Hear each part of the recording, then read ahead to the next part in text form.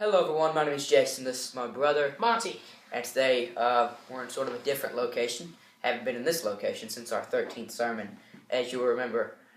But today we're going to be preaching our 21st sermon on unity. The title of it is Together We Stand, and I'll start us off today. Now, starting with Psalms 133, verse 1, it says, "Behold how good and how pleasant it is for brethren to dwell together in unity." So, what this is saying is that it's very good and it's helpful to the whole atmosphere of the church for brethren of the same faith and of the mind to dwell together in unity and not be arguing or fighting. Because where there's not unity, there's not power in a church. So if you have something against your brother or your sister in the church, or even something, you better hope you don't have something against the pastor. So yeah, but if you have something against one of them, and then you could try to have this awesome move of God in your service that night, it's probably not going to happen, because God likes to dwell together with His people because they're in unity, not because they're against each other and their beliefs. But we have to be one, because when God comes back, He's looking for a church that has all the same beliefs and all the same everything. They have to be in perfect unison. They have to be one. He's coming back for one church, not several churches. I try to remind myself of that He wants us to be in unison with everything that His book says, and we have to be in unity with our brother and sister.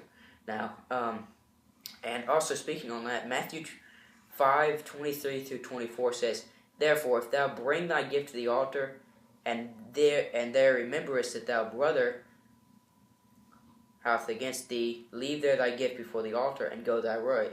First be reconciled to thy brother, and then come and offer thy gift." So that means that if you have something against your brother, and you come to the altar, you shouldn't just brush it off. Don't brush it off. But go to your brother or sister, and so it's somebody in the church, and you just tell them, "Hey, I have something against them. I have something against you," and just ask for their forgiveness, and you hope they forgive you. And then come back and pray to God to forgive you of that, and then do whatever else you got to do. And I just want to say some quotes about unity.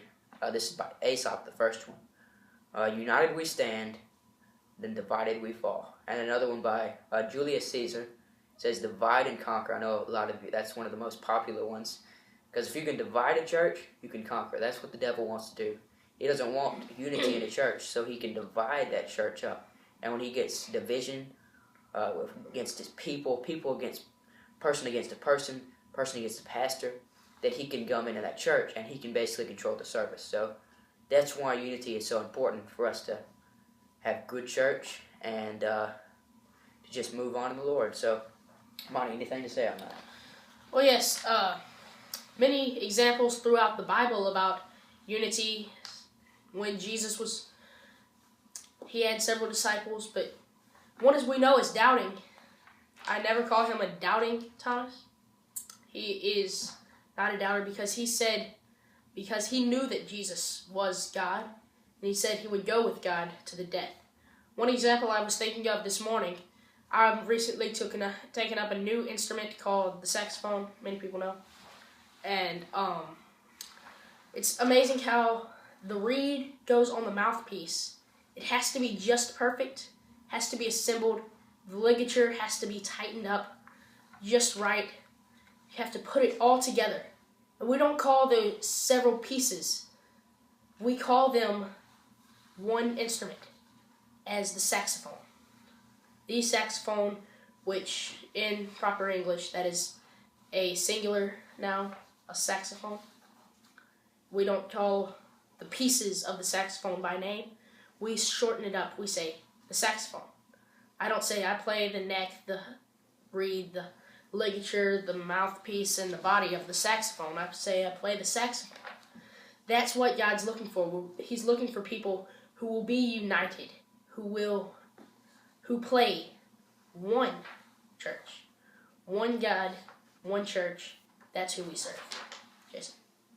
That's all we wanted to say today. So I hope you enjoyed today's sermon. It has been a while since we used this setting. And so I hope you enjoyed today's sermon. My name's Jason. This is my brother Monty.